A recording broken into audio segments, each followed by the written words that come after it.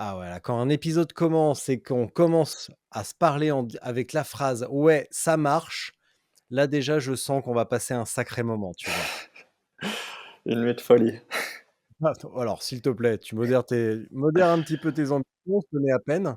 On s'est envoyé 4 mails, donc quand même, je suis un petit peu plus difficile que ça. Non, Mais non, bon, bon, ça reste tout comment à fait vas-tu? professionnel. Très bien, merci. Bon, on se fait un quart d'heure de blabla suisse ou est-ce qu'on attaque direct dans le gras, dans le dur? Bah, ça tout dépend ce que c'est que le gras et le dur, mais pourquoi pas, hein? Ouais. Bon, marin, je Je vais te suis faire pas une suisse, hein, confidence. d'ailleurs, je suis français Non, mais je aussi. sais. Non, non, Voilà. mais je sais, beh, c'est pas grave, t'inquiète pas et je me doute que tu pas que des défauts non plus, mais bon, c'est pas la fin du monde. Marin, tu sais, habituellement, je prépare pas vraiment les épisodes, en fait, et de temps en temps, je les prépare. Je me documente et tout, je cherche des trucs, que je trouve, hein, d'ailleurs. Je cherche des trucs, un petit peu gênants et j'en trouve.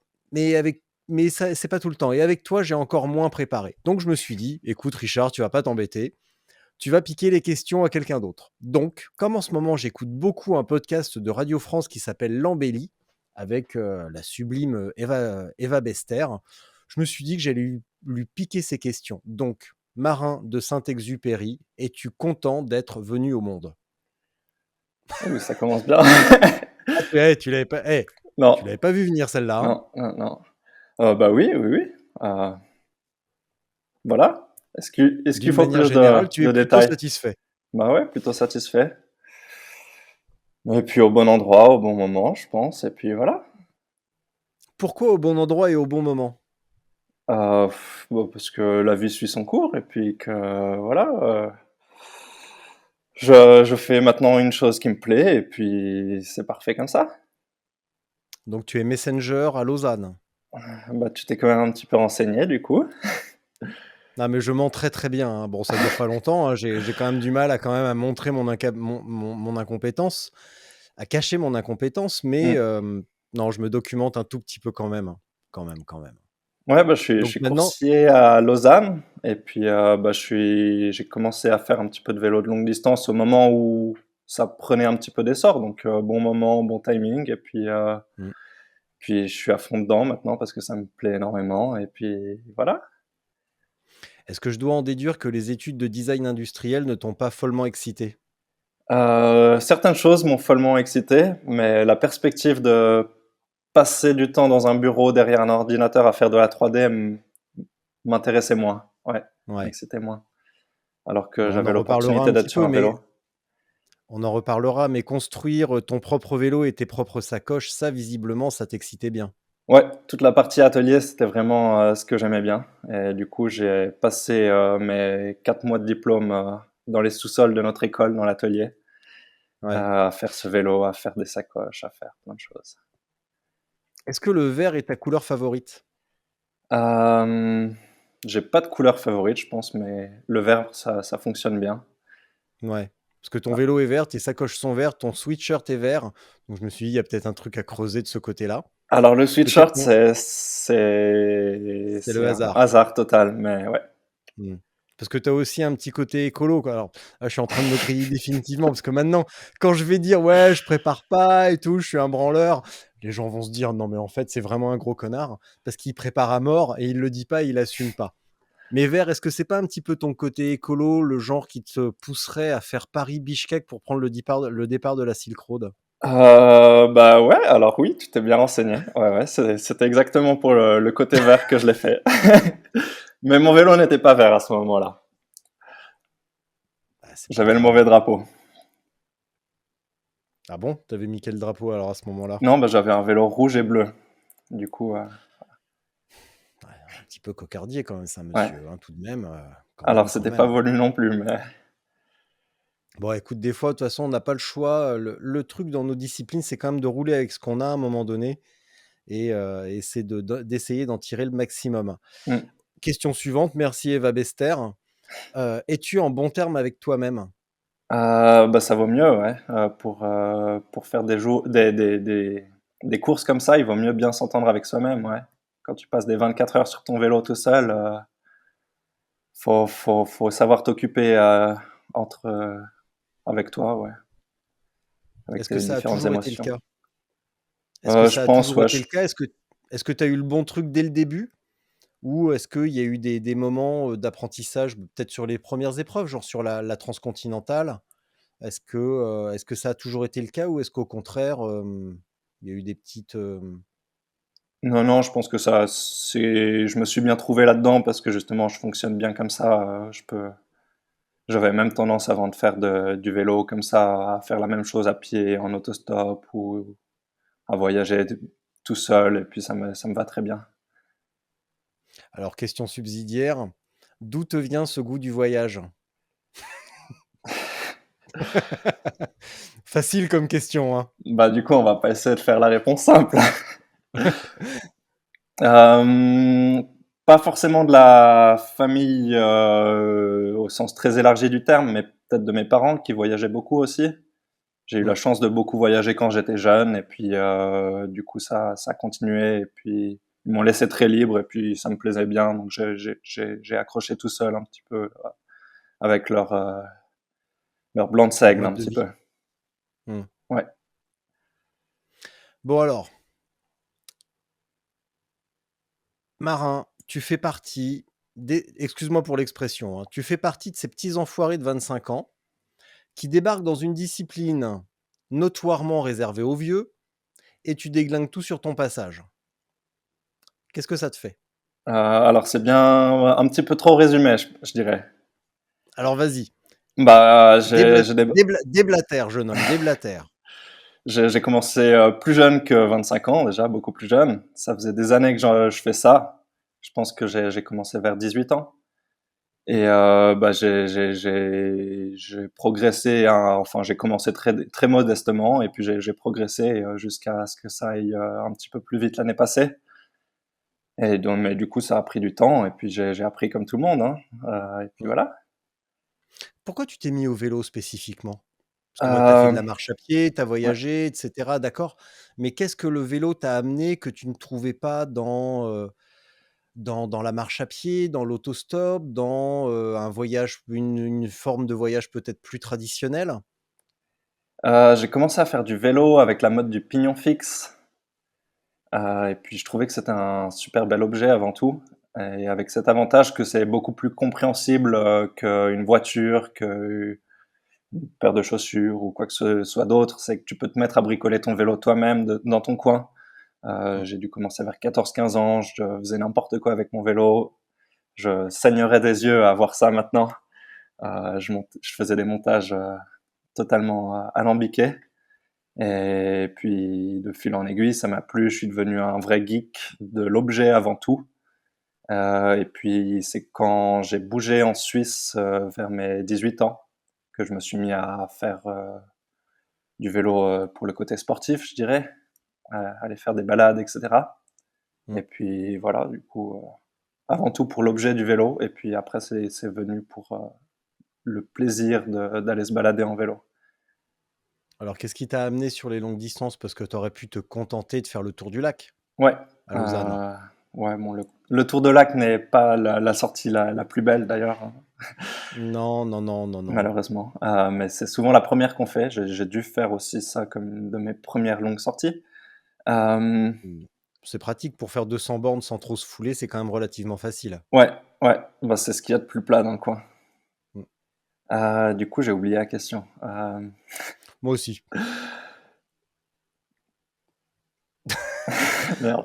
Pourquoi les longues distances alors que tu aurais pu Ouais, te contenter de faire, la petite balade peinard, donc autour du lac, hein, que ce soit celui de le lac Léman ou même de pousser un peu jusqu'à Neuch. mmh, Mais pourquoi pourquoi t'être dit: «Tiens, je vais pousser sur la longue distance, ça c'est mon truc»?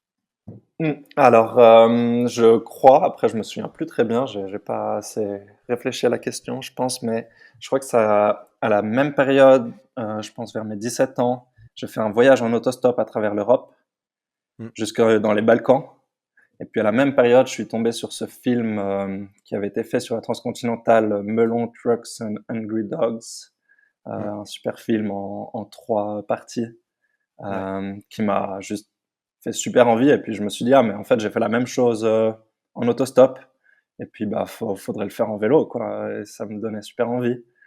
Hem, ouais, c'est ce coup de planter la tente dans un fossé, au milieu des Balkans, bah, j'avais vu ce que c'était en autostop et puis je me suis dit Ouais. qu'en vélo ça serait encore plus chouette et bah, du coup, je m'y suis mis pour de bon et puis j'ai d'abord très naïvement, déposé une inscription pour la transcontinentale. J'étais bien content qu'elle ne soit pas reçue, Mmh. et ça m'a laissé un an de plus pour me préparer, un petit peu me roder et puis, voilà, 1 an après, j'étais parti, pour traverser, l'Europe en vélo et refaire le trajet.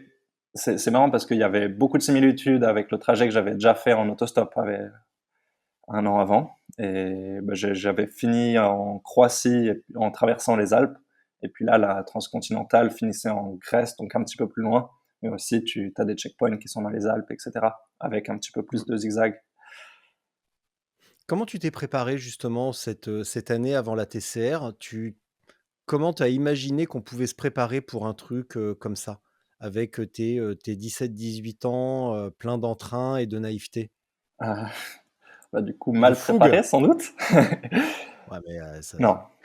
Bah, j'étais déjà assez geek, bah, pour tout ce qui est matériel et cetera. Bon, il y avait plein de blogs, il y avait pas encore trop d'Instagram ou de sites comme mmh, bikepacking.com ou des choses dans le genre, mais il y avait plein de blogs que, bah, tu lis, tu regardes les groupes Facebook, et cetera. Et puis pour le vélo, je m'étais fait faire, sur mesure, parce qu'à l'époque, ça existait pas encore vraiment, un gravel, donc un vélo en acier en gravel, que je mmh. m'étais fait faire sur mesure qui a été un super vélo qui m'a servi pas mal d'années. Et puis je m'étais aussi fait 1 ou 2 sacoches, je crois, et puis j'avais acheté, déjà, enfin, Apidura existait déjà, et puis j'avais acheté de leurs sacoches. C'était quelle année ça, pardon? Ça devait être, bonne question, 2017, Bah, je dirais. 2017, ouais. Ouais, pas Ouais, sûr, mais un truc dans le genre. ouais. Et puis ouais, pour le trajet, j'avais fait un petit peu comme tout le monde, hein, avec des applications, des trucs dans le genre. Plein d'erreurs au début, ouais, ça fait partie du jeu et puis tu te retrouves sur un petit chemin en terre, à minuit et puis ça te fait marrer au final. Ça fait des souvenirs et on en parle 5 ans après Ouais, comme quoi c'était exactement. pas si terrible. Ouais, je m'en souviens très Et bien de ça ce chemin. au final, ça a donné quoi alors cette première TCR? Bah, ça a été bien. Je fais des petites erreurs, qu'on fait facilement, en découvrant les choses. Mmh, Hem, je pense que ma plus grosse erreur, ça a été en arrivant, je crois que c'était au Monténégro ou un des pays des Balkans, je me souviens plus. J'avais passé la journée à courir après la montre parce que je savais qu'il y avait un ferry, à travers une rivière et puis j'avais noté en avance, les horaires du ferry. Il devait y en avoir 4-5 dans la journée, je me souviens plus exactement et puis du coup je partais du checkpoint, qui était le Transfagarasaran, dans les montagnes roumaines et puis, je devais dégringoler jusqu'à ce fleuve, je me souviens plus du nom. J'avais peu de temps et puis du coup, j'avais fait un contre-la-montre toute la journée pour arriver à l'horaire du ferry. J'avais plus d'eau depuis 2 heures. Je fais la traversée juste à temps, tout va bien. Je sors du ferry, je vois un robinet, je remplis ma gourde, super content. Et puis 3 heures après, eh bien, l'eau ne passait pas. Je vomissais tout ce qu'il y avait dans cette gourde parce que l'eau n'était pas potable de l'autre côté de la frontière. Et ça, j'étais mal renseigné pour ça. Je pense que c'est quelque chose où je ferai beaucoup plus attention où je fais beaucoup plus, donc, mmh. ouais, auquel je fais plus attention maintenant. Et du coup, j'ai dû m'arrêter 24 heures dans un hôtel, totalement cloué au lit, à boire du coca, et puis ça allait mieux après. Et puis j'ai pu finir, j'ai juste fini, je pense 2 heures avant la clôture officielle de la course. J'étais l'avant-dernier arrivé dans les délais impartis, donc c'était parfait. Et puis après, bah, t'es en Grèce, tu peux te gaver de pâtisserie au miel, de tout ce qu'il y a de très bon en Grèce, donc ça marche parfaitement. Et puis après, c'est sympa à l'arrivée parce que tu es dans une petite ville. Là, c'était les météores. Et puis, tu as plein de coureurs, tu bois des bières, tu passes la journée au bar et voilà.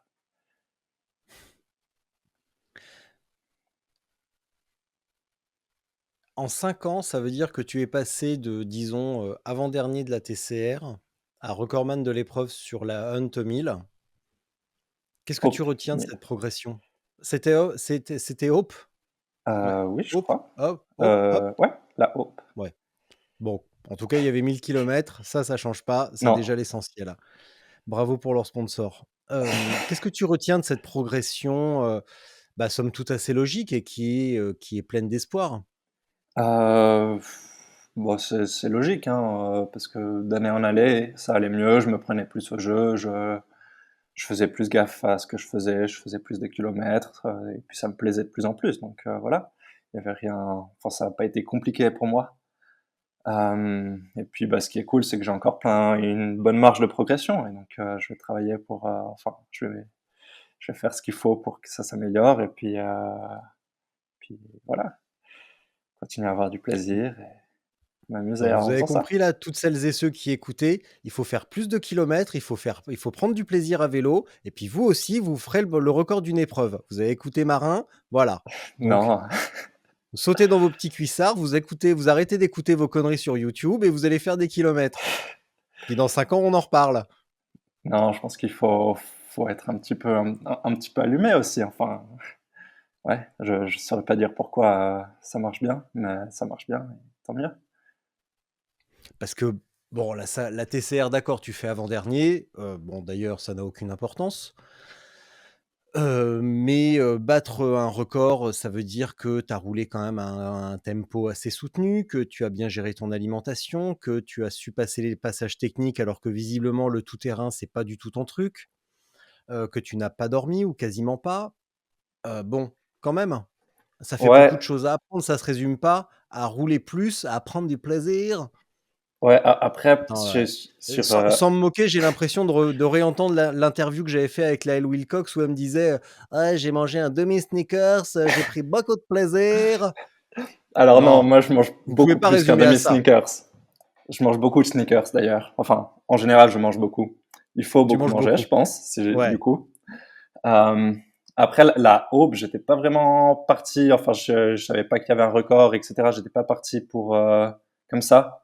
Et puis c'est plutôt la dernière journée où là je me suis dit ah bah ça va bien et puis il faut y aller à fond. Et puis du coup Mmh. là j'ai commencé à rentrer un petit peu dans cette optique où fallait pas s'arrêter, fallait finir le soir même. Euh, Après j'aurais pas de recette miracle. Ouais. Manger des Snickers donc. Manger beaucoup, ouais. Je pense que Ouais. c'est ce que je fais particulièrement bien. Et de manière générale, je mange pas mal, ouais. Et Alors qu'est-ce que tu fais particulièrement mal sur les épreuves? Elle est où ta marge de progression?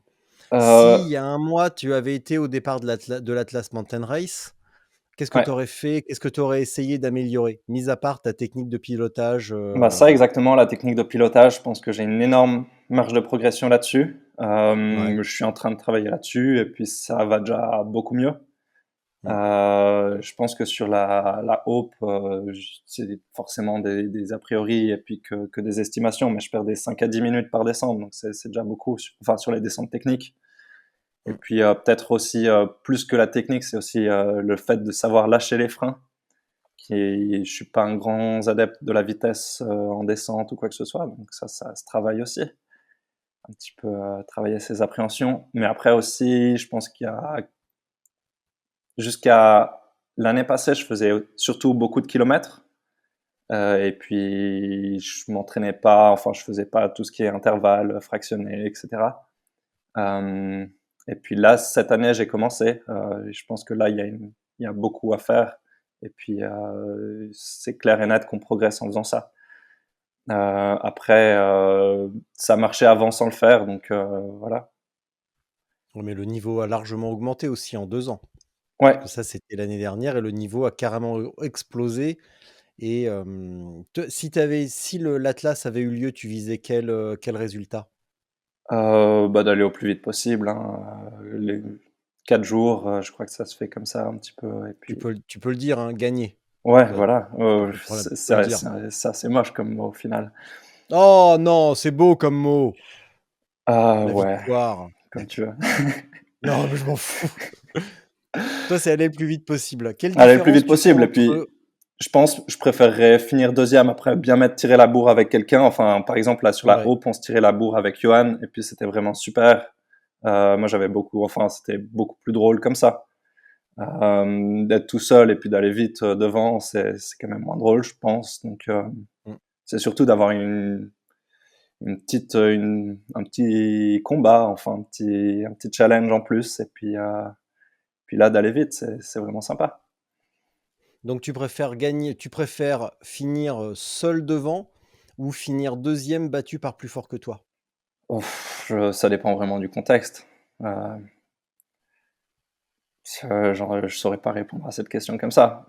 Par exemple, sur la Hope, je me souviens plus de son nom, il y avait un Allemand qui était devant nous pendant les 2 premiers jours, je crois.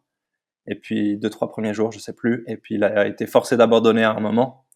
Et Ouais. puis, bah moi, ça m'a presque déçu parce que il y avait plus ma carotte devant. Et puis, il y avait presque entre guillemets plus de raison d'aller vite. Donc, je préfère clairement être poursuivant que poursuivi, je crois. Si ça peut déjà donner une réponse. Et pourquoi tu as besoin absolument d'avoir quelqu'un, devant toi? Oh, parce Pourquoi que tu en c'est un jeu pour c'est moi. une carotte? Ouais, c'est comme n'importe quel jeu. C'est plus drôle quand il y a des gens avec qui jouer Mmh. que tout seul. Bon, si on parlait un petit peu de la Silk Road, qu'est-ce qui t'a pris de, partir tout seul, enfin p non, pas partir tout seul, ça c'est pas le problème, mais de ne pas vouloir prendre l'avion pour aller à Bichkek, Kirghizistan? Bah, comme tu l'as dit, c'est pour des raisons écolo, et cetera. Je pense qu'il y a pas forcément besoin de faire un grand topo, mais ouais, pour, pas prendre l'avion et puis, bah, là, j'avais du temps et du coup, je l'ai fait. Je me suis pas posé beaucoup plus de questions que ça, hein, et puis et au final, c'était génial parce que c'était un voyage de 2 mois, pour, le Kirghizistan. On n'en fait pas tous les jours et puis du coup, je souhaite à personne de prendre l'avion si ça se passe comme ça, du coup. Et puis c'est génial parce que ça montre aussi qu'il y a des alternatives, au fait de prendre l'avion. Bon là, c'est un petit peu extrême, c'est pas forcément Ouais, nécessaire pour tout le monde. à peine extrême. Non, mais c'est Voilà, juste prenez que, 2 bah, avant vos vacances, avant de prendre vos 2 semaines de vacances annuelles et ben, vous prenez 2 mois de congé sabbatique et puis vous y allez à vélo. Voilà, non, problème mais c'est que réglé. du coup, en 2 semaines, on peut traverser l'Europe, par exemple, ou faire des choses comme ça. Bon, et c'est clair que Bishkek, c'est carrément plus loin, et puis ça nécessite d'avoir du temps, et puis j'avais ce luxe, donc bah, je l'ai fait. Mmh. Euh, voilà. Est-ce que c'est une conversation que tu as avec tes parents justement, qui eux ont été et sont toujours de grands voyageurs et grands consommateurs d'avions, heu, que toi, bah, tu t'es, interdit un vol qui ne changera rien Non. et est-ce que c'est un débat que tu as avec eux? Euh, je Ou pas pense vraiment? que ma mère a été très compréhensive, bah, parce que avec le temps, enfin le sujet est bien sur la table, je pense, chez beaucoup de gens maintenant. Mmh. Mon père s'est peut-être plus posé de questions, mais il comprend tout à fait, enfin, et puis aussi, bah, il y avait au final que rien que l'idée de faire ce voyage, bah, c'est magnifique et puis ça valait le coup rien que pour le voyage. Puis, bah, au final, de pas prendre l'avion, bah, ça sert à concrètement, ça va pas changer grand-chose. C'était presque entre guillemets «une excuse», mais voilà, ça a été peut-être juste l'allumette qui a fait partir le truc. Bah, c'est 8 000 c'était 8 000, c'est ça? Ouais. Ouais. Si tu me racontais un petit peu ça? Ah, bah, ça se En raconte deux en deux difficilement à en 8000 deux mots en 2 kilomètres. mots en 2 mots. Ouh. Raconte-moi ça en 2 mots. Voilà, très bien. Ah, bon, un petit peu plus que 2 mots, du coup, rien que pour faire le trajet, du coup, j'ai pas mal aussi, ça faisait 8000 kilomètres, mais j'ai coupé en bateau aussi à 2 reprises. Ouais. Je suis parti du coup de Suisse, de chez moi à Lausanne. J'étais jusqu'à Venise où là j'ai pris le bateau jusqu'en Grèce. Donc ça fait une belle économie quand même d'économiser tous les Balkans que j'avais déjà traversé, que je connaissais grâce aux 2 transcontinentales que j'ai faites. Là, je suis arrivé en Grèce, bah, je connaissais le paysage du coup, vu que c'était tout proche de l'arrivée de Transcontinental. Traverser la Grèce, arriver en Turquie. Traverser la Turquie, ça c'est vraiment, je pense, un des plus beaux pays à traverser en vélo, l'intérieur des terres en Turquie. Mmh. J'avais fait un petit peu mon itinéraire n'importe comment, et du coup j'allais un petit peu tout droit au milieu, mais ce qui est au final super chouette parce que tu te retrouves dans des coins totalement perdus où ils ont jamais vu de voyageurs à vélo, par exemple. Ça m'est arrivé à certains endroits. Euh, Traverser la Turquie puis remonter un petit peu pour arriver en Géorgie. Euh, le point culminant pour la gastronomie de ce voyage, je pense. Parce qu'il y a ça aussi qui est super chouette, c'est de découvrir toutes les gastronomies sur la route. Géorgie, Azerbaïdjan. Là, j'ai pris un bateau pour traverser la mer Caspienne. Et puis là, on arrive euh, j'ai un petit trou de mémoire, Azerbaïdjan. Et puis en Ouzbékistan, là, c'est le désert ouzbek, donc c'est tout plat, mais malgré tout, c'était la grosse partie du voyage. Je m'étais pas trop renseigné, mais en plein été, le désert ouzbek, bah, il fait vraiment chaud. Enfin, c'est un désert, quoi. Mmh. Euh, J'étais un petit peu la fleur au fusil. Je suis arrivé là-bas, j'ai débarqué du bateau et puis là, je me suis rendu compte que ça serait pas une mince affaire. Euh, ouais, là, je pense qu'il y a bien 1500 km où tu es en plein désert, où au début, il y a des ravitaillements, etc. Mais après, il peut y avoir des bouts de 150 km où tu trouves difficilement de l'eau ou des choses dans le genre, où il fait peut-être jusqu'à 50 degrés au soleil, où tu as du vent de face. Donc c'est assez dur. Ça, je le cacherai pas. C'était vraiment pas. Enfin, c'était une partie de plaisir, mais un petit peu un plaisir masochiste, disons. Euh,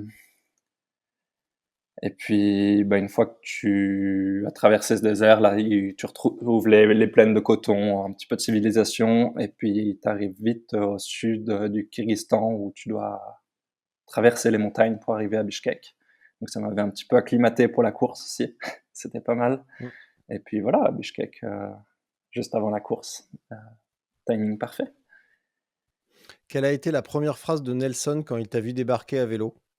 Euh, Bonne question. Je pense qu'il m'a pas vu débarquer à vélo vu qu'il était entouré d'autres cyclistes. Donc, je j'aurais pas de réponse.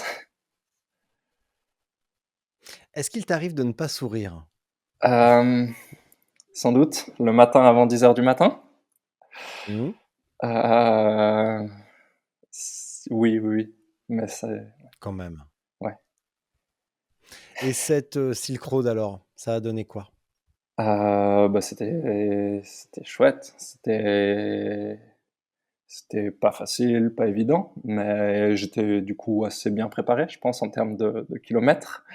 Tu Euh, pris tu pris combien? Est-ce que tu as pris des jours de repos et si oui, combien entre l'arrivée à Bichkek et le départ de l'épreuve? alors, clairement pas assez, parce que je m'étais trompé dans mes calculs de kilomètres pour arriver à Bishkek, donc je suis arrivé un petit peu en Mmh. retard sur mes prévisions. J'ai Ouais. pris 4 jours, euh, ce qui était ouais, assez court parce que bah, j'avais un petit peu de maintenance à faire sur le vélo, un petit peu du courir à droite à gauche pour me préparer. Mmh. Euh, voilà. Et du coup, je pense que j'étais fatigué avant même de faire la course. Mmh. Donc à la fois bien préparé, mais à la fois pas au top de ma forme. Mais j'étais acclimaté un petit peu à l'altitude, vu que j'avais fait quelques nuits en altitude. J'avais puis acclimaté, mon estomac était capable d'ingurgiter n'importe quoi, ce qui est très pratique Mmh. pour cette course. Ouais. Euh, je pouvais boire du lait de jument fermenté, je pouvais manger du kourout, qui est cette sorte de fromage qui n'en est pas, mais qui est du lait de jument déshydraté séché. Ils en font des petites boules qui ressemblent un petit peu à du fromage. Et ça, je pouvais en manger autant que je voulais, ce qui est très pratique pour les ravitaillements, vu que tu en trouves beaucoup avec des sneakers. Et puis sinon, voilà. Ça a l'air presque trop facile pour être vrai. Je pense que marin de Saint-Exupéry, je pense que tu mens. Je pense que tu as un petit moteur dans ton vélo et que en Exactement. fait, tout ça a été fait avec une assistance mécanique illicite donc je vais devoir te dénoncer aux autorités Mmh. compétentes. Parce Non, que, en ouais, tu parlant me de dis ça vélo, avec le sourire, non, mais franchement, enfin, c'est en non, en Marin, franchement, fais-nous rêver, donne-nous des détails où vraiment ouais, t'en as chié, tu vois? Où tu t'es dit ce que tu t'es demandé ce que tu faisais là, ou mais là, ça a l'air trop facile. Je suis arrivé, 4 jours de repos, j'étais cramé, je fais 2e de la Silk Road. alors je fais Bon, pas très deuxième du bien. tout, mais Ah oui? non, non. Me serais-je mal renseigné? Oui, désolé. Alors tu bah, Heu, non, mais c'est pas grave, moi ça m'arrange, hein. ouais, non, je crois que je fais 7e ou 9e, je sais plus trop. Ouais, tu raison, c'est Je vraiment nul comme je résultat. confonds, ouais. Ouais, c'est pourri. Non, mais Oh, c'est on ça fait n'aurait une pas bonne dû en différence parler. quand même. Une sacrée différence, hein. Franchement, ça fait une différence, mais franchement, ce qui compte, c'est quand même d'arriver au bout. Oui, oui, oui. Hem, non, pour revenir, par rapport au par exemple, alors j'avais pas de moteur dans le vélo, mais ce que j'aurais bien aimé avoir, c'est des suspensions, des gros pneus, Ah oui, un tiens donc, ouais, un vélo tout-terrain, j'en par co exemple. j'en connais un qui m'a dit ça l'été dernier. Ouais. Lui, il a gagné par contre, et il m'a dit: «Putain, avec une suspension, qu'est-ce que c'est bien dans les cailloux. Ah oui, non, Si c'est j'avais eu ça à la Silk Road, ça m'aurait simplifié la vie». ouais, Tu m'étonnes. et puis tout simplement un vélo tout-terrain, là, j'étais avec un gravel, en pneus relativement un petit peu trop fin et puis en route Ouais. 650, vu que je suis assez grand, c'est pas terrible les routes 650 pour moi. Enfin, Mmh. j'avais pas le meilleur J'imagine. équipement et puis ça, j'en ai un petit peu bavé pour ça. En frein à disque, mécanique aussi, donc ça, c'est totalement à proscrire, je dirais, parce que Mmh. j'ai l'intérieur, pardon, de mes gaines qui ont gelé la nuit, Ouais. vu qu'il y avait de l'humidité dedans, et qu'il fait assez frais là-haut. Euh, ouais, donc ça, je pense que l'équipement, j'en ai un petit peu bavé à cause de l'équipement. Mmh. Sinon le reste, bah, il y a eu plein de hauts et de bas, hein. Forcément tu baves, mais c'est ça qui fait que c'est chouette aussi. C'est que comme ça, quand les moments où ça va bien, ça va vraiment bien et tu profites pour de vrai. Ouais. Quand tu arrives dans une yourte, d'un checkpoint, il fait vraiment chaud, le thé est vraiment bon et puis ce que tu manges, c'est la meilleure des nourritures au monde. Alors que c'est 3 biscuits secs et puis, un ragoût qui doit mariner depuis 4 jours dans la popote. Et ouais. Est-ce que, tu notes un petit décalage quand tu rentres à Lausanne et dans l'opulence suisse? Si on peut parler d'opulence suisse? On peut en parler. J'ai travaillé 4 ans à Genève, donc j'ai vécu Mmh. dedans aussi. Est-ce qu'il y a un petit décalage? Est-ce que ça te gonfle de rentrer à Genève? Qu'est-ce qui est le plus dur, partir ou revenir? Les 2 me vont très bien, parce que, bah, je suis très content de retrouver un petit confort, hein, aussi, on va pas se le cacher, Ouais. ça a beau, l'air de m'intéresser, de sortir de ma zone de confort, c'est d'autant plus appréciable un bon lit, de bien manger et cetera. Et puis c'est d'ailleurs pour ça qu'un lit est bon, c'est qu'à côté, je c'est peut-être ce qu'est un mauvais lit ou même l'absence d'un lit, encore Mmh. plus, parlant. Ouais, il y a rien de tel qu'un matelas après une course où tu parti sans matelas. Heu, dans ce cas-là, n'importe quel matelas, c'est du 5 étoiles. Et puis, bah, au bout d'un moment, tu sens aussi l'envie, de partir parce que justement, tu es dans ton petit confort, tu as l'impression de tourner en rond et puis qu'il y a l'appel du large qui te prend, quoi.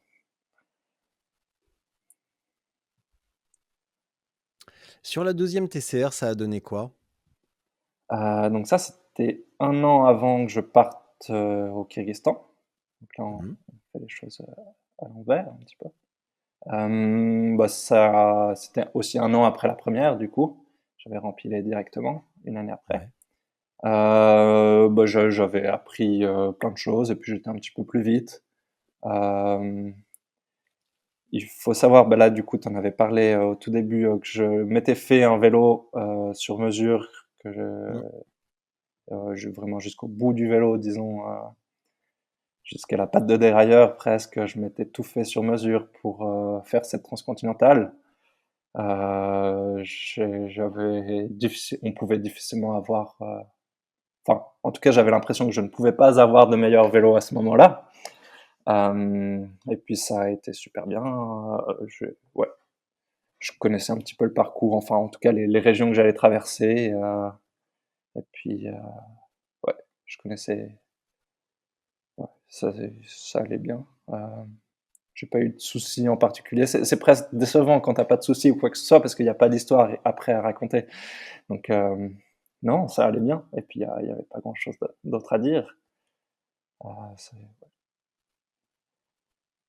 Sur la Hunt, tu avais un Mérida, semi-rigide, je crois, c'est ça? c'est ça, ouais.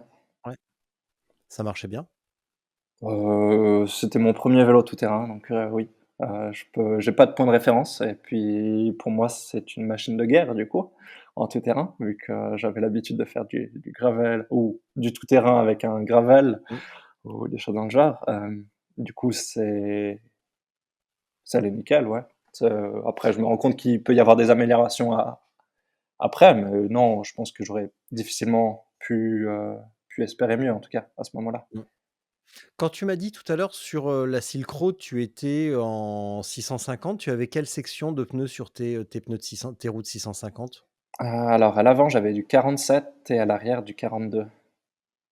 Pourquoi avoir fait ce choix d'une section différenciée? Parce que derrière, je pouvais pas mettre plus gros. Pardon, C'est cesserai de ouais, je cesserai de me moquer autant, mais oui, bah, oui, c'est pas de non, bol. bah, Bah, en tout cas, quel courage, hein, parce que la Silk Road en 42, il y a quelques jours, j'ai écrit à Nelson pour lui poser une question. C'était justement ça: «Est-ce que tu donnes, des indications à tes participants sur les sections de pneus ou des recommandations sur le type de vélo?» Et il m'a dit: «Je leur dis d'éviter le gravel parce que c'est quand même vraiment pas assez gros et un vélo tout-terrain, enfin, en tout cas, un VTT typé, XC sera bien plus judicieux». mmh, Mais en tout cas, bon, après on pourrait déblatérer des heures sur un gravel et les largeurs de pneus. On peut très bien prendre un gravel avec des pneus énormes. Mais en tout cas, à ce moment-là, ouais, 42, quel courage quand même. mmh. Ça devait Bah, bien secouer tout de même. ouais, après l'avantage aussi, c'est que, bah, pour le voyage, c'était idéal par contre. Oui. J'avais pas j'avais changé de pneus quand même entre les 2, hein, mais, hem, Mmh. avoir un gravel pour le voyage, c'était super et du coup, pour combiner les 2, c'était peut-être le vélo parfait. Après, pour la course en soi, non, mais ça a été aussi, enfin ça se fait, avec quelques galères en plus, Mmh. mais ça se fait. Au final, ça a fait quel résultat la Silk Road dans ces conditions? Quel résultat, Ah oui, non, tu fais 7e, pardon, tu me l'as dit ouais, tout à l'heure. ou Pardon, pardon, 9e, je sais pardon, pardon. plus, 7 ou 9, ouais. Oui, bah, c'est anecdotique, Ouais, ce qui compte, c'est ouais. Et là, quand on a commencé à discuter, en décembre ou janvier, d'ailleurs, j'ai noté que j'avais été sur ta piste, déjà il y a un petit peu plus d'un an, 1 an et demi et qu'en 1 an et demi, tu es un petit peu plus sur les réseaux, qu'avant. ouais. Avant de parler du Maroc, est-ce que tu peux m'expliquer pourquoi tu as un petit peu plus de présence en ligne? Alors que, je te traque depuis, quand même pas mal longtemps et j'avais que des articles de presse, des trucs de ton école de design, mais il y avait pas tu avais pas de compte Insta, de trucs comme ça, déjà à ce moment-là? Il y en a ouais, il y en avait peut-être un, après c'est aussi que j'avais des belles Ou photos à mettre. avec un pseudo ou, mais il y avait pas moult informations. Bon, il y en a pas beaucoup plus, Ouais. mais tu avais pas une présence clairement affichée. Ouais, après, bah, c'est que j'avais ces chouettes photos, à mettre et du coup, bah, Mmh. je trouve ça Oui, j'aime assez plutôt mettre des belles photos, donc tant qu'à faire, je les ai mises. oui, Hem, tu avais les photos de la Hunt, donc non, de la Hope, de pardon, je la vais pas y Hope, arriver. ouais, et puis avant, j'avais eu 1 ou 2 photos, au Kirghizistan ou des choses dans le genre et puis du coup, je les mets quand j'ai des belles photos. Mmh. Voilà, sinon Donc j'insiste tu pas pas le genre à forcément. documenter ta vie au quotidien, nous raconter ce que tu as mangé la veille, Non, non, c'est pas non, trop ton délire ça? non. Désolé, je te dirai pas ce que j'ai mangé hier. Ah non, mais je m'en fous, j'ai pas envie de savoir. Ouais. C'est tu me dis oui ou non, mais après moi je juge pas la réponse. Tu me dis oui, bah écoute, vas-y, c'est super. Tu me dis non, et ben, c'est super aussi. Non, Avant bah, de parler du il Maroc il y a oui, aussi vas-y, un je te laisse ter fait, c'est que vas-y. oui, auquel je pense juste maintenant, c'est que j'avais pas de smartphone aussi, jusqu'à cet été, je crois et du coup, bah, ça change pas mal de choses pour, bah, par exemple Instagram ou des choses dans le genre, je crois que j'avais un compte avant d'avoir un smartphone, mais tu regardes pas trop Mmh, du coup bah et oui. puis voilà et puis du coup, je m'en passais. Question subsidiaire, pourquoi ne pas être équipé en smartphone? Considération écolo encore une fois? Bah, du coup, j'en ai un, maintenant. Non, c'est que écolo ou je sais pas, non, j'en avais pas le besoin, tout simplement. Ouais. Et voilà, un vieux téléphone me Comment tu t'y es suffisait. eh ben, magnifique. Comment tu t'y es pris pour la conception de ton vélo? Parce que bon, ça reste quand même un métier, donc même si tu as étudié le design industriel, tout en n'ayant pas la moindre idée de ce que ça veut dire, Mmh, il y a quand même une petite réflexion à avoir non seulement sur les matériaux, ça c'est peut-être pas le plus difficile, mais en tout cas sur la construction géométrique de la chose. ouais. Sur quelle, base tu es parti? Comment tu as étudié la chose pour te dire: «Bah, tiens, j'ai envie d'un vélo pour tel usage, alors je vais lui donner cette géométrie et j'aimerais qu'il ait ce comportement». Et comment tu as réussi à extrapoler de cette envie à cette réalisation concrète? 3 questions pour le prix d'une. Ouais. Bravo. Alors, bah, ça faisait super longtemps, enfin, ça faisait un certain temps que j'étais pas mal à fond à ouais, j'étais un geek du vélo, enfin, je le suis toujours du Ouais. coup, mais, bah, j'avais fait, 1 an, même plus d'1 an avant, déjà, je m'étais fait faire un vélo sur mesure, du coup, lui, c'était le premier. Il y avait des erreurs, forcément, mais c'était déjà un très bon vélo.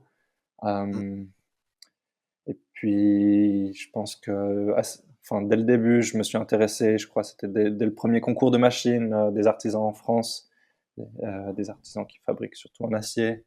Je m'étais intéressé à ça, parce que je trouvais que c'était juste des vélos magnifiques et puis que, bah, l'artisanat c'est super intéressant comme manière de faire. Hem Et puis, donc ça, c'est plus comment je me suis intéressé, comment j'ai vraiment voulu faire les choses pour mon projet de diplôme. Donc l'idée, c'était de faire un vélo qui serait, selon mes idées, le plus adapté, pour faire la transcontinentale.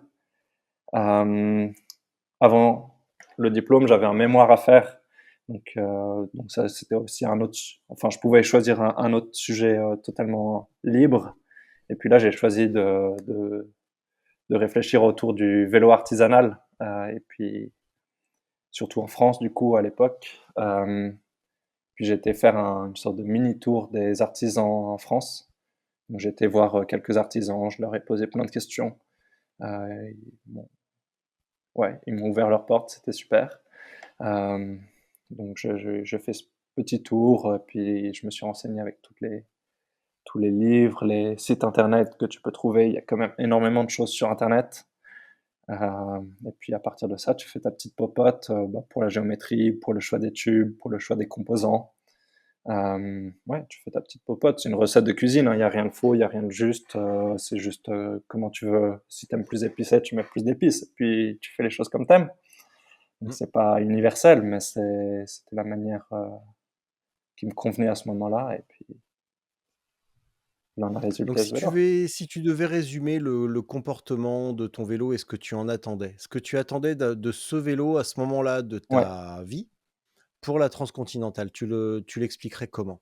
Alors déjà, j'avais pas assez, je pense, de recul, ou j'avais pas assez roulé de vélo différents pour vraiment pouvoir en juger.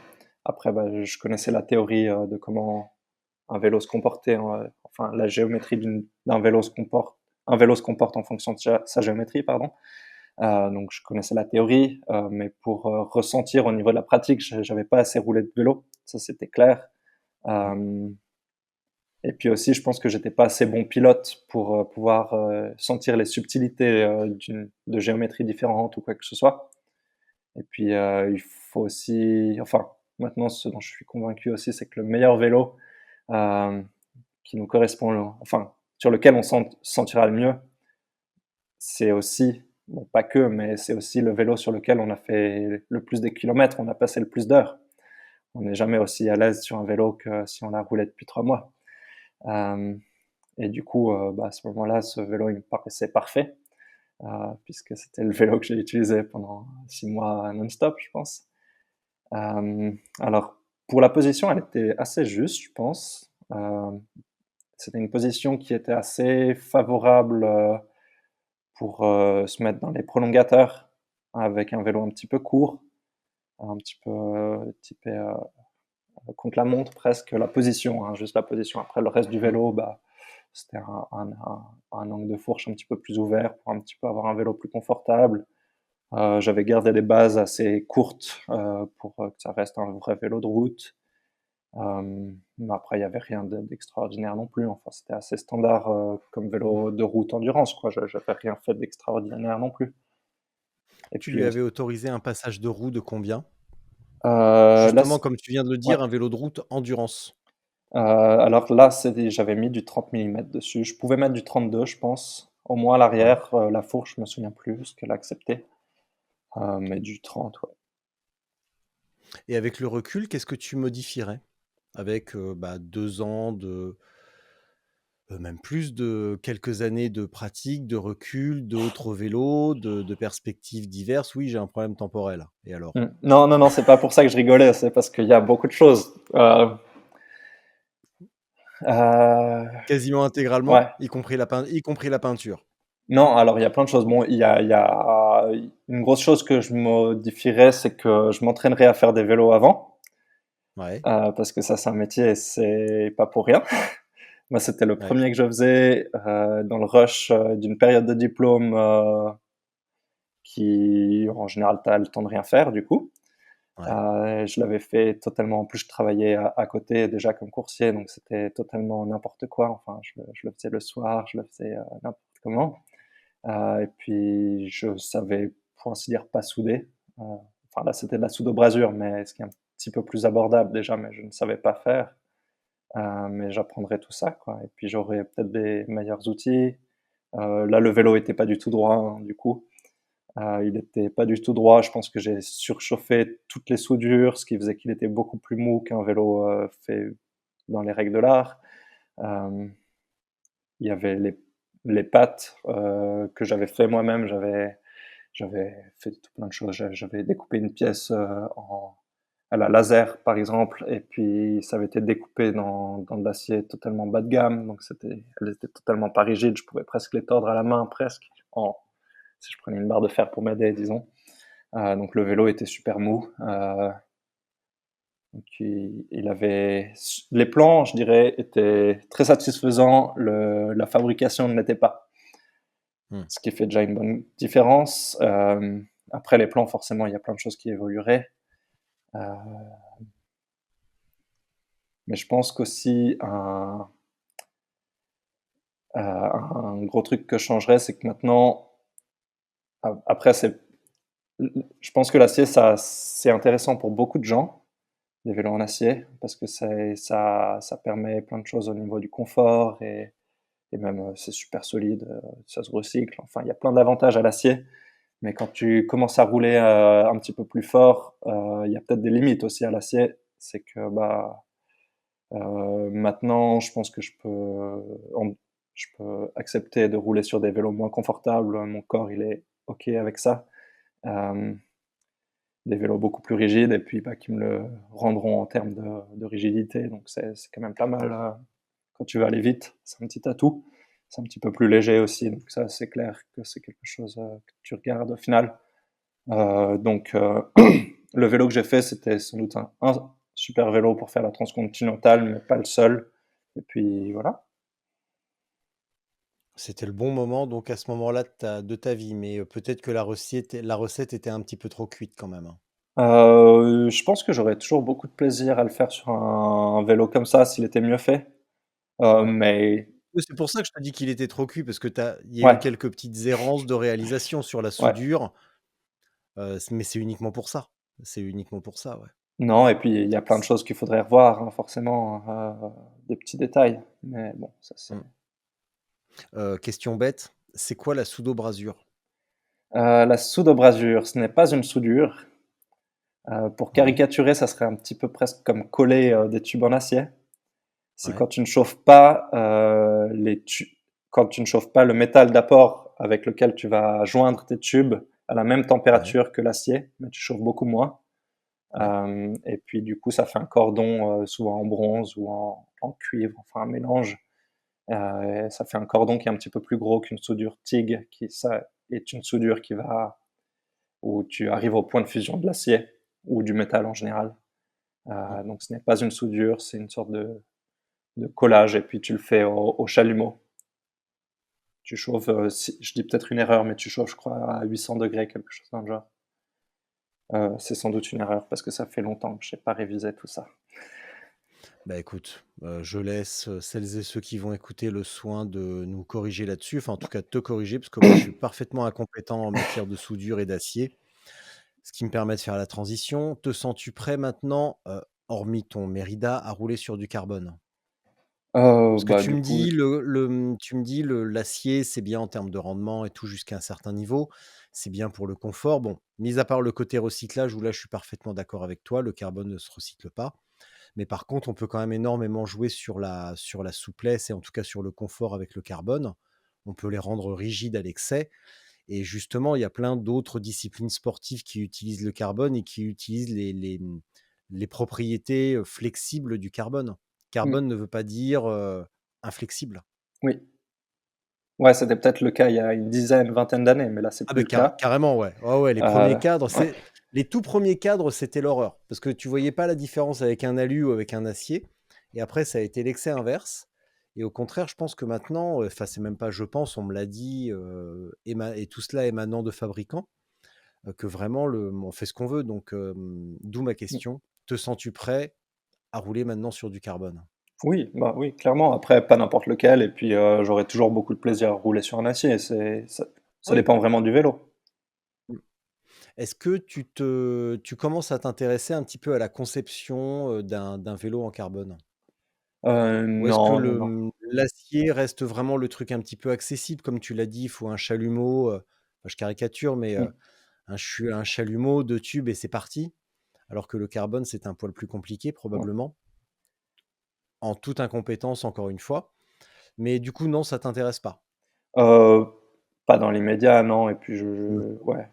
Bah, oui, c'est clair que c'était la beauté un petit peu de l'acier, c'est que tu peux le faire dans ton garage ou puis et puis même de manière générale, on voit que c'est un petit peu les seules entreprises, par exemple, qui font des vélos en Europe, en France. Forcément, il y en a qui se font en carbone, mais la grande Mmh. majorité, c'est fait en acier et c'est pour la Ouais. simple et bonne raison on a les compétences, beaucoup plus facilement et au moins de le faire au niveau artisanal.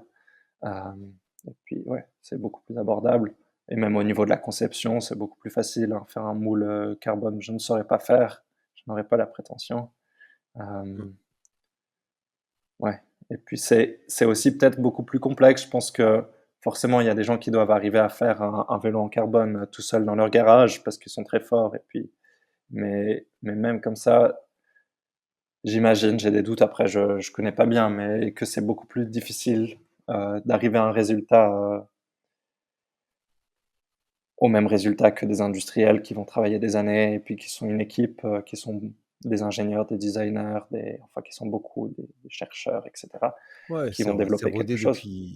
c'est rodé depuis des années leur affaire, Mmh, hein, de toute façon, ils sont pas si nombreux que ça sur le marché. Globalement, des usines vraiment mmh. à bloc carbone qui produisent, je crois que c'est 2 usines dans le monde qui produisent 80 des carbones mondiaux.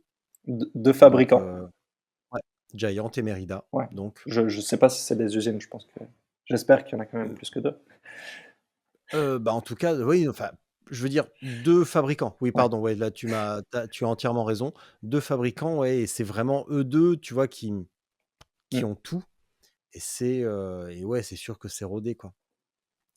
Est-ce que ça veut dire que tu lâches un petit peu malgré tout ce que tu as fait, dans tes études pour, en ce moment te consacrer vraiment à ton job de messenger, de messager, à Lausanne?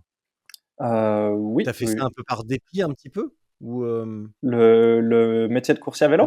le non, non, le design? Non, non, ça, bah, c'est que ça m'intéressait et puis non, c'était super que je le fasse parce que, bah, à 18 ans, tu sais pas quoi faire de ta vie, hein, tout simplement, sinon.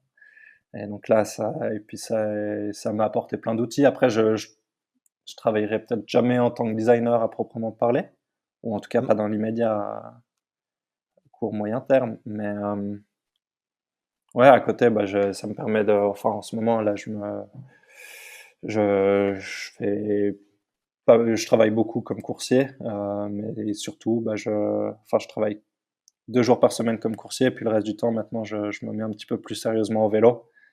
Depuis cet été là, c'est j'ai un petit peu de voir où est-ce que je peux pousser les choses si j'y passe un petit peu plus de temps Ouais. et du coup, je me consacre un petit peu plus à me préparer pour des courses de longue distance. Bon, bah, jusque-là, on peut pas dire enfin, ne le prends pas mal, pour Mmh. l'instant, on peut pas dire que ce soit un succès puisque les courses ont été annulées. Donc, Oui, bon, c'est pas annulé, reporté, mais même si c'est la deuxième fois. Mais ouais, enfin, n'empêche que bon, entre, fin janvier et début octobre, bon, désolé, ça fait quand même une longue période oui, d'attente pour la même course. ouais, Donc, là, dans l'immédiat, c'est quand même comme si c'était annulé. Heu, donc quand on a commencé à discuter, tu m'as dit: «Je pars au Maroc» et cetera, et comme par hasard, ça tombait sur les périodes de l'Atlas et je t'avais pas mmh, posé la question, mais ça semblait évident que tu allais être, au départ de l'Atlas. Du en coup, est-ce effet. que tu allais être au départ de l'Atlas? Ouais, ouais, ouais. Ouais, Ouais, je prévoyais, d'y aller du coup en vélo aussi là-bas. C'est beaucoup plus ouais, accessible que le Kirghizstan. C'est pas mal tu m'étonnes, tu et non, m'étonnes. surtout qu'on peut prendre le bateau à Marseille et puis Mmh, arriver, à côté de Tanger, je crois. Donc c'est super vite fait. ouais. Enfin, entre guillemets, hein, bien sûr, ça prend quand même une quarantaine d'heures de traversée. Après, il faut arriver à Marrakech, mais c'est quand même beaucoup plus proche et puis Beaucoup plus facile, oui. ouais. Bah, en termes même c'est bête, mais tu vois, en termes culturels, c'est quand même toujours plus proche de nous. Il y a moins un décalage culturel, alimentaire et cetera Mmh, qu'avec le fin fond de l'Azerbaïdjan. oui, il y a moins à rôder son estomac, je pense, pour être prêt à manger la nourriture aussi. Ouais. Et du coup, comment tu réavises un petit peu ton plan? Comment tu modifies légèrement ton plan? Justement Mmh. pour voir jusqu'où tu peux aller? Bah, du coup, c'est cool parce que ça me laisse plus de temps. Mmh. Je vais faire d'autres choses en attendant et puis ça ira très bien, quoi. Est-ce que tu peux m'en dire sur ces autres Ah trucs en bah, attendant? Ou est-ce qu'il faut hem, vraiment te tirer les verres du nez à chaque fois? non, mais on va pas conjurer le sort avec le covid et cetera, ça il y a une chance Oh! sur 2 que ça ait pas lieu. Monsieur est superstitieux. Bah, alors là, on aura tout vu. Bon, écoute, tu sais quoi? Tu vas contacter Yventure sur Facebook, tu vas aller à Desertus Bicus et puis voilà, c'est dans 3 mois. Tranquille, 2 mois et demi, 2 mois et demi. Ouais, je crois que j'ai quelque chose à cette date-là, si ça a Ah lieu. bon? Bon, bah, allez, dis-moi en Mais plus. De toute façon, t'inquiète, ça va c'est avoir lieu, aussi la t'inquiète beauté pas. de ça, c'est qu'on voit une semaine avant qu'il y a d'autres et puis c'est assez drôle, moi, je trouve. J'aime bien garder ce petit truc, de découvrir la liste une semaine avant, je trouve ça assez chouette. Donc en fait, tu veux garder le secret sur ce truc? C'est pas secret, il y a plein de gens qui le savent, mais Ouais, mais moi, je le sais pas. bah, voilà, désolé. Bah, voilà, donc Bah, ça tu le sera la sauras en temps surprise. voulu. Je suis un petit peu déçu quand même. Ouais. Non et puis il faut que ça ait lieu, hein. C'est une course qui a déjà été reportée plein de fois. Enfin, tout tout mon programme, ce n'est que des reports. Toi, tu te bases sur les courses qui ont déjà été annulées pour miser sur la probabilité statistique qu'elles soient à nouveau reportées et que tu ne sois pas au départ. Exactement. Mais du coup, je pourrais Ouais, être à Desertus, Bicus, peut-être, si c'est peut-être. reporté. Allez, dis-le-moi! Oh, quand même, hein. Tu vas pas nous laisser seuls comme ça là, dans l'expectative, c'est qu'une course en plus, hein, c'est Ouais, pas bah, oui. Non, du coup, allez, on va faire, la moitié. Je serai en Italie, en avril pour l'Italie oh! Divide. Ouais, Italy Divide, superbe. Ça devrait avoir lieu, je pense, parce que ça fait Mmh. 2 ans, 2 Ouais, fois que ça a été reporté en tout cas. Pas 2 ans, mais 2 fois. ouais, et tu vas retrouver Nelson en plus, sur place. OK. Ouais, c'est Mmh. chouette.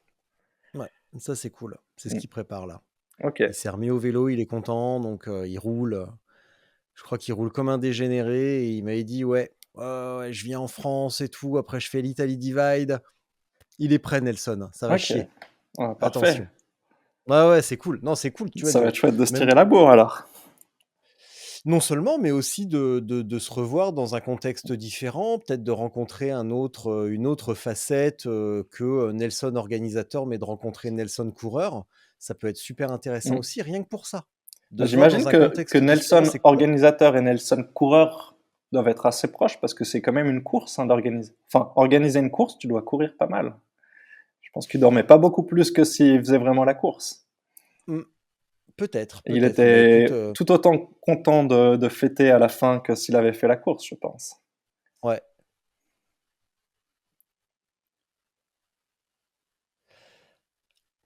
Tu prévu quoi au Maroc à part, l'Atlas? Bah, juste de faire un petit voyage. Du coup, bah, quand même l'aller-retour depuis Tanger, il y avait quand même 1000 kilomètres, Ouais. Tanger-Marrakech, c'est déjà suffisant en soi l'aller-retour. C'était juste ça, en fait? T'avais pas prévu de faire une petite boucle, ailleurs dans le pays, en plus de la course, Je avant te ou après? je te sens déçu. Non, Il fallait que je fasse 8000 factuel kilomètres pour y aller, que je fasse le tour de la Méditerranée, que je factuellement, je me contente de la réponse qu'on me donne. ouais, bah, voilà, En faux journaliste que je suis, je me contente d'une réponse factuelle. elle est toute simple, juste l'aller-retour et puis voilà. Juste l'aller-retour, la course et voilà. Ouais. Bon, ça prend déjà c'était déjà presque Mmh. un mois de voyage, hein, des fois ça Jusqu'où suffit. tu penses, pouvoir aller dans l'ultra? Quand on voit les performances de Sofiane, de Ulrich, là, ce qu'est en train de réaliser, Omar. Ça veut dire quoi, voir jusqu'où je peux aller? Ça veut dire que non Bah, bonne seulement déjà question tu du veux coup. essayer de les battre?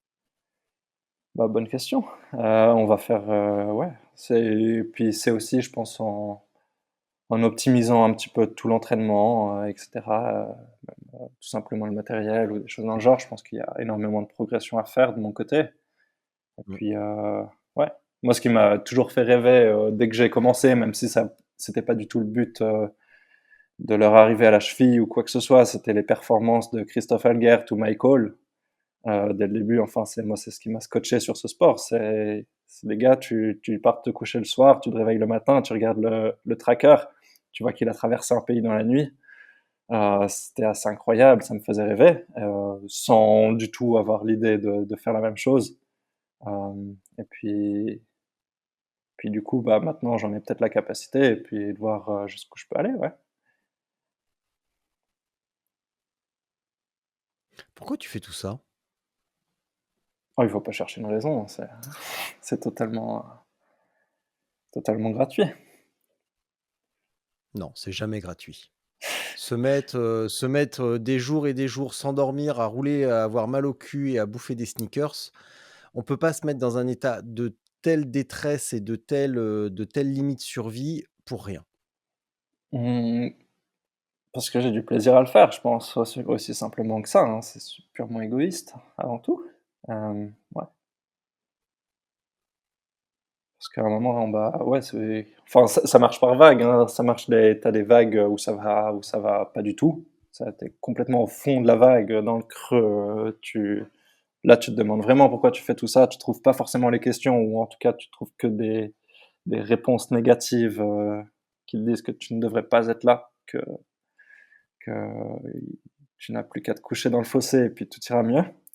Mmh. Et puis il y a d'autres moments où au contraire c'est euphorisant, c'est de l'adrénaline ou je sais pas quoi, c'est comme une drogue, hein. Enfin, tu totalement high, totalement perché, sur un nuage et puis là, c'est vraiment agréable. Puis tu as l'impression que tu roules facile, que tout va bien. Heu, ouais, c'est le pays des merveilles, quoi. Mais bon, pour en Marin de arriver là, Saint-Exupéry. il faut être tout en bas. Mais enfin, il y a aussi la réflexion que je me suis faite, c'est comme boire de l'alcool, sauf que boire de l'alcool, d'abord t'es bien, et après le lendemain t'es pas bien. Et pourquoi Ouais. tu recommences alors? Alors que tu sais que le lendemain ça ira pas. Mmh. Il n'y a pas de réponse claire et nette, c'est juste un plaisir comme un autre. Peut-être un petit peu plus extrême. Ouais, parce que là, tu viens quand même de donner le parallèle avec une addiction. Quand on en est à ce niveau de réflexion, c'est qu'on est un petit peu dans une addiction, il peut y avoir une réponse quand même. Boire un coup, un petit peu trop et être mal le lendemain, bon, très bien, pourquoi pas? Mais recommencer, recommencer, recommencer, recommencer, augmenter les doses pour retrouver ce niveau de Ah, de haïtude, si on peut dire, il y ah, a quand même alors une je pense que explication. le sentiment enfin le coup des vagues et puis d'alterner entre états, etc. Ça, enfin là, j'ai pas l'impression d'augmenter ça. Mmh.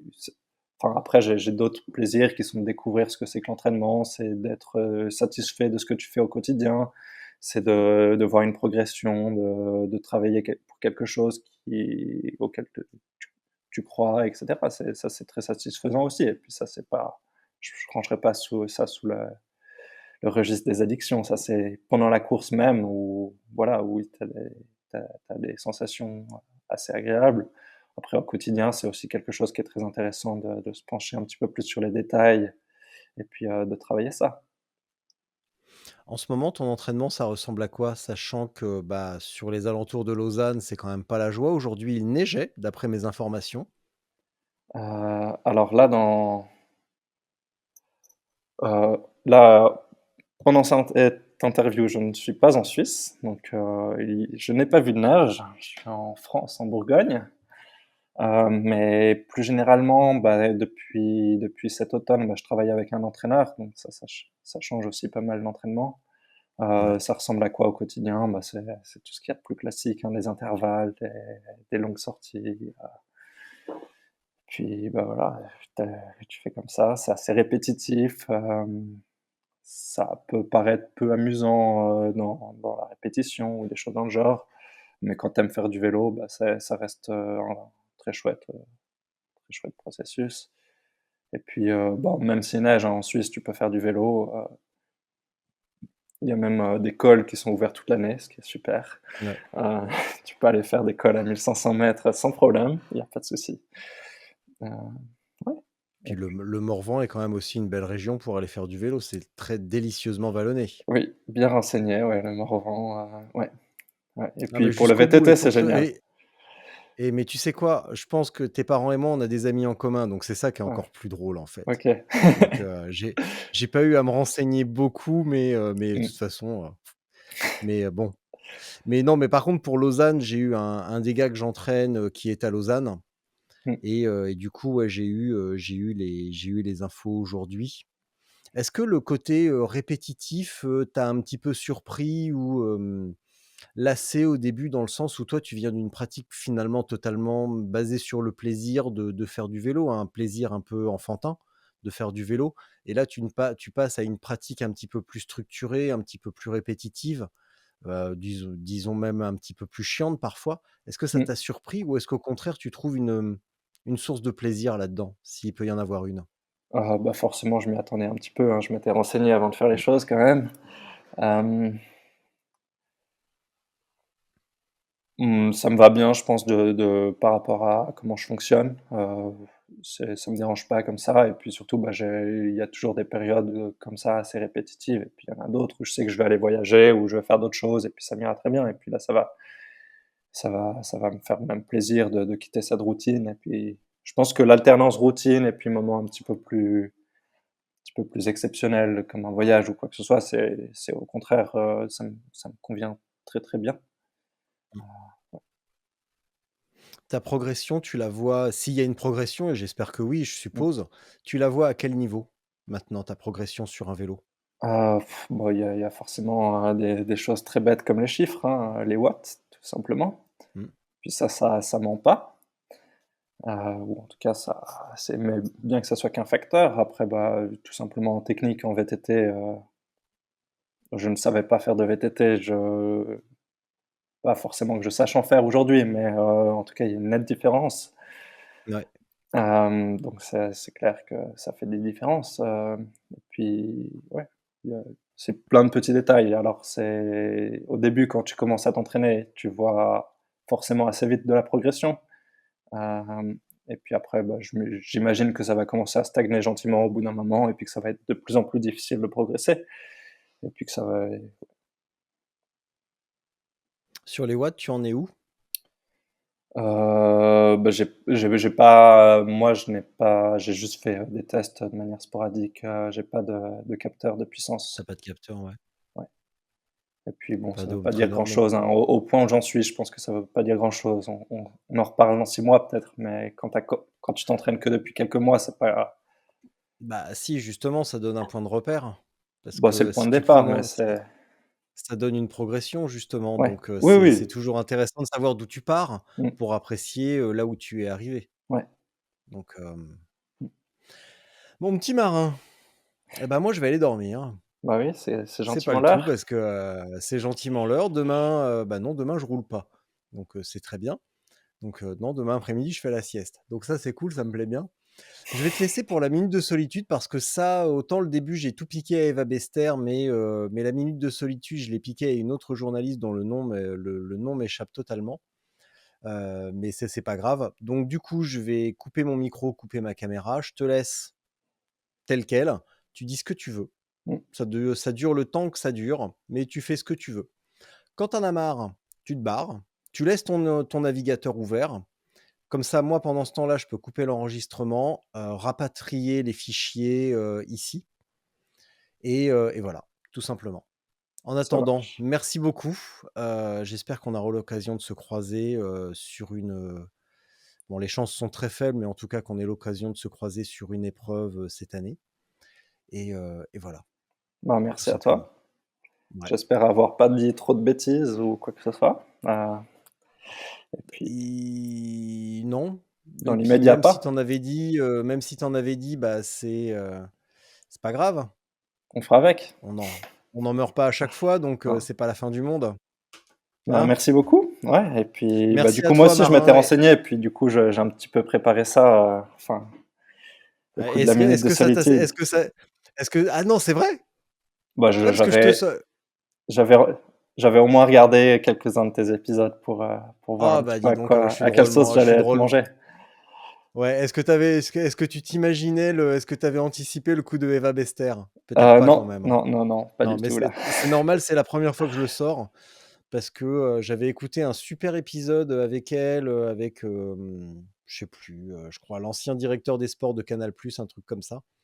Et puis il y a 2 semaines avec Alexandre Astier, puis aujourd'hui, j'ai découvert que le dernier est avec Bruno Patino et ça a l'air hyper intéressant. Donc du coup, je vais aller écouter ça parce que non seulement elle a un timbre de voix qui me plaît beaucoup, elle est super intelligente et elle pose des questions pertinentes. Donc toutes les qualités qui me font cruellement défaut. Donc, donc je vais m'en inspirer très largement à l'avenir. Voilà. Là, tu m'avais un petit peu pris au Marin, dépourvu là-dessus. Mais du ouais, coup, mais c'était un petit peu le but quand même, hein, c'était ouais. un petit peu le but. Mais tu vois, là où franchement, il y a des fois, c'est un petit peu énervant, c'est que elle envoie les questions en fait à ses invités avant pour qu'ils aient le temps d'y réfléchir un petit peu. Et c'est là où je trouve que c'est dommage parce que des fois, sur certaines questions, c'est bien d'avoir la réaction. Mmh. C'est pas la réponse en elle-même qui est intéressante, c'est la réaction des gens euh, à cette question. Et ça dit parfois beaucoup plus que la réponse en elle-même qui va être un petit peu trop intellectualisée. Mais la réaction, elle est totalement spontanée. Et je trouve ça bien plus intéressant que oui, alors quand j'ai lu votre question, ça m'a bien fait rire. Bah, c'est chiant. C'est chiant à écouter. Voilà, tout simplement. Bon, allez, Mmh. Marin, la bise. Bonne soirée. À bloc sur le vélo et à bonne soirée et à très bientôt. Ciao.